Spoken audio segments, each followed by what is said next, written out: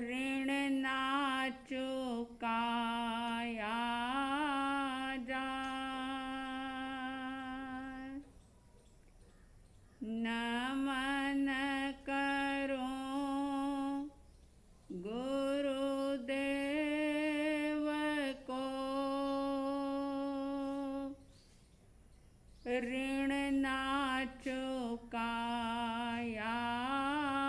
जाए। धर्म रतन ऐसो दियो, पाप निकट नहीं आए। धर्म रतन ऐसो दियो, पाप निकट नहीं आए।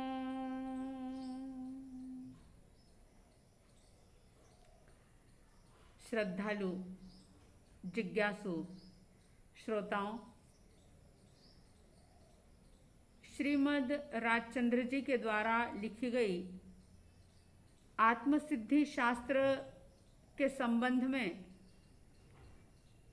जिज्ञासा और समाधान की बात चल रही है। कुछ श्रद्धालु भाई बहन जिन्होंने अध्यात्म के नाम पर पहली बार आत्मसिद्धि शास्त्र को सुना,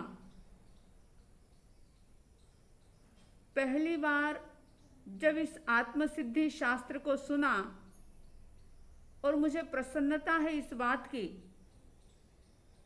कि कुछ किशोर वय के युवक जो बड़ी ही तन्मयता के साथ इसे सुन रहे हैं और कई प्रकार के क्वेश्चन, कई प्रकार के सवाल उनके मन में पैदा हो रहे हैं। अध्यात्म की ओर आगे बढ़ रहे हैं, मुमुक्षुता को प्रकट कर रहे हैं। परम संतोष का और प्रसन्नता का विषय है ये। इस जिज्ञासा समाधान के अंतर्गत एक सवाल आया था पंच परावर्तन के रूप में, जिसकी बात हमने की, और उसके बाद और भी जिज्ञासाएं आई हुई है। जैसा कि कल आपने सुना था कि जब सम्यक दर्शन की प्राप्ति सुदेव, सुगुरु और सुधर्म का आश्रय लेने से होती है, और निश्चय सम्यक दर्शन की प्राप्ति निज आत्मा का आश्रय लेने से होती है, तो फिर भला तीर्थंकर परमात्मा की बाह्य समृद्धि का कर्म के उदय से जो प्राप्त हुई समृद्धि है, जो वैभव है, उससे जब आत्मा का कार्य सिद्ध नहीं हो सकता, तो भला उन सब बातों की विस्तृत चर्चा ग्रंथों में, शास्त्रों में क्यों की गई? तो इस सवाल का भी समाधान किया गया। आइए आज हम एक और सवाल जो हमारे सामने आया है उसकी बात करते हैं। सवाल इस रूप में आया है, ये गाथा नंबर 98 से संबंधित है। आत्मसिद्धि की गाथा नंबर 98, जिसमें आपने सुना था कि श्रीमद जी ये कह रहे थे कर्म भाव अज्ञान छे, मोक्ष भाव निजवास, अंधकार अज्ञान सम, नाशे ज्ञान प्रकाश। इस गाथा के अंदर जो बात बताई है कि कर्म भाव अज्ञान है और मोक्ष भाव निजवास, तो इस गाथा के बारे में सुनकर के एक जिज्ञासु ने सवाल भेजा कि ये कर्म के साथ भी भाव शब्द जुड़ा है और मोक्ष के साथ भी भाव शब्द जुड़ा है, ये दोनों के साथ यानी कर्म भी भाव है और मोक्ष भी भाव है, तो ये दोनों के साथ भाव शब्द जो जुड़ा है तो इसका क्या मतलब है, भाव कितने होते हैं, कैसे होते हैं, इस बारे में आज हम थोड़ी सी बात करेंगे कि भाव ये आत्मा की एक प्रकार की प्रॉपर्टी है। ये आत्मा के अध्यवसाय होते हैं भाव, जो शुभ भी होते हैं, अशुभ भी होते हैं और शुद्ध भी होते हैं।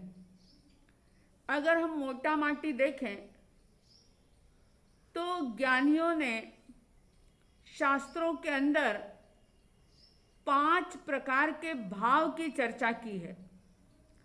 वैसे इस गाथा के अंदर कर्म भाव को यानी विभाव को अज्ञान कहा है और उदाहरण दिया कि अज्ञान अंधकार के समान होता है। जैसे अंधेरे में व्यक्ति किसी वस्तु को देख नहीं पाता, रास्ते को देख नहीं पाता और अंधेरे के कारण से बहुत कुछ संभावना होती है ठोकर खाने की, गिर जाने की, चोट लगने की। ठीक इसी तरह से अज्ञान जो है, विभाव जो है, वह अंधकार के समान है। इस अज्ञान के अंदर, इस अज्ञान रूपी अंधकार के अंदर व्यक्ति 4 गति 84 लाख जीवा योनि के अंदर ठोकरें खाता ही रहता है, भटकता ही रहता है। उसे सुदेव, सुगुरु, सुधर्म के बारे में कुछ भी बोध नहीं हो पाता, बस ठोकर ठोकर ठोकर ही वो खाता रहता है। लेकिन जब अज्ञान कुछ हद तक नष्ट होता है और ज्ञान का सूर्य उदय होता है, तो जैसे उजाले के होते ही, सूरज के उगते ही सारी चीजें यथावत दिखाई देने लग जाती है। चीजें तो पहले भी थी, वस्तुएं तो पहले भी थी, वस्तुओं का अभाव नहीं था, लेकिन अंधकार के कारण से वो वस्तु दृष्टिगोचर नहीं हो पा रही थी। जैसे ही प्रकाश होता है कि सब कुछ व्यवस्थित तरीके से दिखने लग जाता है, ठीक इसी प्रकार से ज्ञान का उजाला जहाँ होता है, वहाँ पर कर्म भाव रूपी अज्ञान नष्ट हो जाता है। तो भाव कितने प्रकार के हैं, भाव कैसे होते हैं, इस सवाल का जवाब देते हुए मैं ये कहूँगी कि ज्ञानियों ने 5 प्रकार के भावों की चर्चा की है। सर्वश्रेष्ठ भाव, जिसको कि पारिणामिक भाव कहा गया है।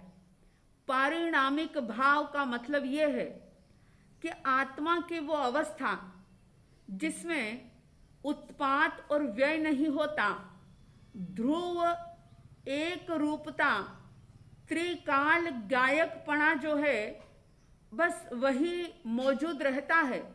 बाकी उत्पात व्यय वाली जो अवस्था है वह नहीं होती। ऐसा परम शुद्ध आत्मा का जो रूप है, जो वो भाव है, जिसे परम पारिणामिक भाव कहते हैं, और ये भाव कर्म रहित अवस्था के अंदर होता है। अनंत सिद्ध भगवंतों के, अरिहंतों के पारिणामिक भाव होता है, और बाकी जितने भी सांसारिक जीव हैं उन सब में बाकी के दूसरे 4 भाव मौजूद होते हैं। तो पहला है पारिणामिक भाव, यानी कि आत्मा की परम शुद्ध अवस्था, जिसमें किसी भी प्रकार के कर्म का लवलेश ना हो, और उस अवस्था के अंदर जो आत्मा की स्थिति होती है, जो अवस्था होती है, जो उसके भाव होते हैं, उसको पारिणामिक भाव कहा जाता है। और दूसरा भाव जो कि जिसको कहते हैं औदैक भाव। औदैक भाव का मतलब कि जो भी कर्मों का उदय होता है और उस उदय की अवस्था के अंदर जो ये जीवात्मा विकारी भाव करता है, जो जैसे समझ लो कि कोई पुण्य का उदय आया और पुण्य के उदय में सुख की साता की अनुभूति करते हुए जो एक अहंकार का भाव, जो राग का भाव पैदा होता है, वो सारा औदैक भाव कहा जाता है। यानी उस अवस्था के अंदर जीवात्मा अपने सहज स्वाभाविक भाव के अंदर न रह करके कर्म जनित यानी उदय के साथ जैसे जैसे भाव परिवर्तित होते चले जाते हैं, वो सारे औदैक भाव कहे जाते हैं। यानी उदय जन्य अवस्था में जो हमारी भावधारा बहती है, चाहे फिर वो सुख का उदय हो चाहे दुख का हो, अनुकूलता हो चाहे प्रतिकूलता हो, उसमें जो भी हमारे भाव होते हैं, यानी हम कर्म के उदय के बहाव में जब हम बहते रहते हैं, अपने त्रिकाली ध्रुव ज्ञायक तत्व से विमुख होकर के उदय जन्य अवस्था के अंदर जो हम बाह्य सुख दुख का अनुभव करते रहते हैं, कर्म के उदय में हम एक मेक हो जाते हैं, और उस समय जो भी विकारी भाव होते हैं, चाहे वो राग के रूप में हो चाहे वो द्वेष के रूप में हो, वो सारे औदैक भाव कहे जाते हैं। फिर तीसरे प्रकार का भाव बताया औपशमिक भाव। औपशमिक भाव का मतलब ये है कि जो कर्म का उदय है, अभी वर्तमान में जिस समय में कर्म का उदय ना हो, लेकिन सत्ता में वो कर्म पड़े हुए हों, उनको दबाया हुआ हो, सत्ता में तो हैं, मौजूद है वो, लेकिन अभी उनका उदय नहीं है। जैसे पानी गंदा हो और उस गंदे पानी के अंदर अगर फिटकड़ी को घुमा दिया जाए तो आप देखते हैं कि उस पानी की गंदगी नीचे जम जाती है, ऊपर से पानी स्वच्छ दिखाई देता है, लेकिन वो पानी की स्वच्छता, वो पानी का साफपना कब तक है? जब तक उस पानी को हिलाया ना जाए।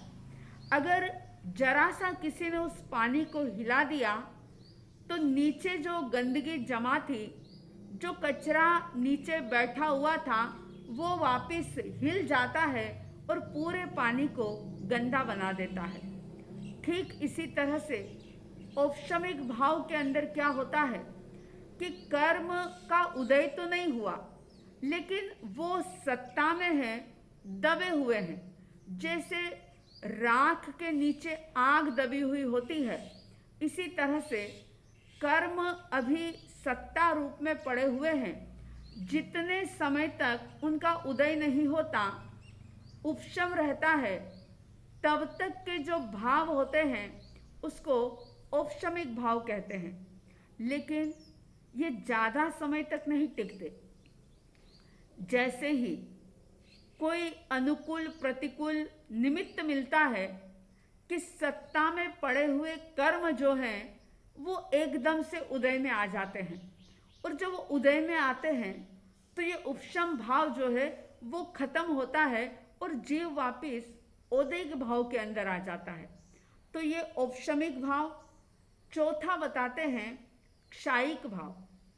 क्षायिक भाव का मतलब होता है कि ना तो सत्ता में कर्म है और ना ही उदय में कर्म है, यानी उन कर्मों का क्षय हो गया है। जब क्षय हो जाता है, क्षायिक भाव के अंदर जब जीव आता है, तो फिर क्षायिक भाव से वह पारिणामिक भाव की तरफ आगे बढ़ जाता है। फिर उसके जीवन में बहुत ज़्यादा भव भवांतर करने की आवश्यकता नहीं होती। परिभ्रमण पर विराम लग जाता है।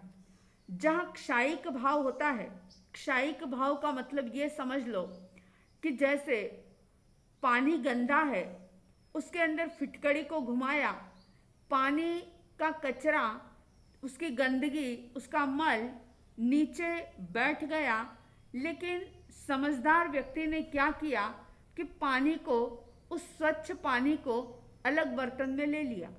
अब चाहे कोई उसे कितना भी हिलाए डुलाए, कितना भी उस पानी को हिलाने की कोशिश करे, लेकिन उसके अंदर कचरा मैल है ही नहीं, क्योंकि जो जमा हुआ था उसको अलग कर दिया।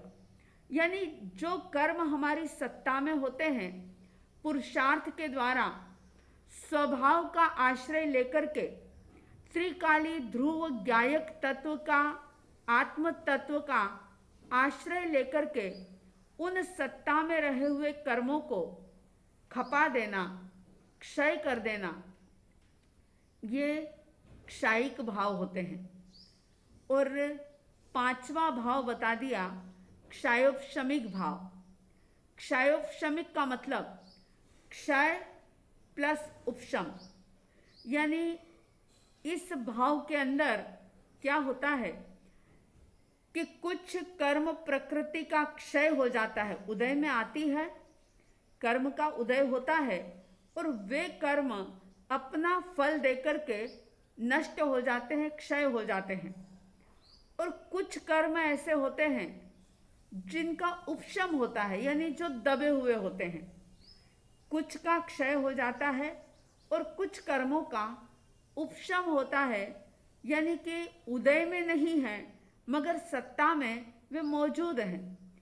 तो ये कुछ क्षय और कुछ उपशम, यानी ये मिश्र अवस्था होती है, ये मिली जुली अवस्थाएं होती है। कुछ कर्म पूर्णतया नष्ट हो जाते हैं और कुछ कर्म का उदय तो नहीं होता, लेकिन वे अस्तित्व में आत्मा के साथ कार्मण शरीर के रूप में मौजूद होते हैं, लेकिन अभी फल देने लायक नहीं है। तो ऐसी अवस्था में जो भाव होते हैं उनको क्षयोपशमिक भाव कहा जाता है। क्षय और उपशम, यानी नाम के अंदर ही ये बात छुपी हुई है। नाम ही, ये भाव का जो नाम बताया वही हमें संदेश दे रहा है कि कुछ कर्म का क्षय हुआ है और कुछ कर्म का उपशम हुआ है। तो इसको क्षयोपशमिक भाव कहते हैं। अब देखिए, कर्म भाव अज्ञान है, ये जो भाव हैं, अब इन भावों के अंदर पारिणामिक भाव, क्षायिक भाव, ये उपादेय हैं, यानी ये अपनाने लायक हैं। पारिणामिक भाव तो आत्मा की शुद्ध अवस्था है, और उस पारिणामिक भाव के पहले की अवस्था जो होती है वो क्षायिक भाव के रूप में होती है। और औदैक भाव, यानी कर्म के उदय के साथ उसी रूप में एकाकार हो जाना। सुख आया तो तो सुखी हो जाना, दुख आया तो दुखी हो जाना, अशुभ कर्मों का उदय हुआ तो निमित्तों को दोष देना, आर्त ध्यान करना या उन उपस्थित परिस्थिति में फेरबदल करने की कोशिश करना, उसको परिवर्तित करने का प्रयास करना, वातावरण को अपने अनुकूल बनाने की चेष्टा करना, ये सारा का सारा औदैक भाव है। और औदैक भाव जो है ये अज्ञान है, कर्म भाव है, और कर्म भाव अज्ञान है। और इस गाथा के अंदर ये कहा गया कि कर्म भाव अज्ञान है और अज्ञान अंधकार के समान है। इसलिए इन 5 भावों को समझ करके, यानी मोक्ष के साथ भी भाव शब्द इसलिए रखा गया कि वो परम पारिणामिक भाव की बात है, क्योंकि भाव आत्मा के अंदर होते ही हैं, चाहे वो संसारी जीव हो, निगोदिया जीव हो, चाहे वो सिद्ध की आत्मा हो, भाव सब में होते हैं। लेकिन कोई जीव औदैक भाव के अंदर जीता है, सिद्ध परमात्मा पारिणामिक भाव के अंदर रहते हैं। वे उत्पात और व्यय की तरफ ध्यान नहीं देते, निश्चय नहीं की दृष्टि से जो आत्मा का स्वरूप है उसको उन्होंने प्रकट कर लिया और उसी के अंदर वो एकाकार रहते हैं।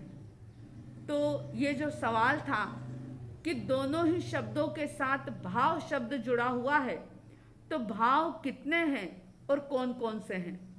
तो इस प्रकार से पारिणामिक भाव, औदैक भाव, औपशमिक भाव, क्षायिक भाव और क्षयोपशमिक भाव, ऐसे 5 भावों की चर्चा ग्रंथों में, शास्त्रों में विस्तार के साथ मिलती है। समय की अल्पता के कारण से हमने संक्षिप्त में इसकी चर्चा की है। उम्मीद है कि आप लोगों को ये बात समझ में आई होगी। इस बात को सुनकर के एक ही भाव करें कि वो दिन हमारा धन्य हो जाएगा जिस दिन हम औदैक भाव से विमुख होकर के परम पारिणामिक भाव में पहुंचने का पुरुषार्थ करेंगे। परम पारिणामिक भाव के अंदर, अपनी ओरिजिनल भाव के अंदर, अपने असली वास्तविक स्वभाव के अंदर जीने की कोशिश करेंगे। परम धन्य दिन हो जाएगा। आप सबके भीतर पारिणामिक भाव तक पहुंचने का पुरुषार्थ जागे, आत्मा के ध्रुव रूप, सहज स्वाभाविक रूप को आप समझ सकें, उसमें श्रद्धा कर सकें, उसका ज्ञान प्राप्त कर सकें और उसके अंदर स्थिर रहने का पुरुषार्थ कर सकें। ऐसी साध्वी द्वय की तरफ से हार्दिक हार्दिक शुभ मंगल भावनाओं के साथ जय प्रभु महावीर, जय गुरु आनंद।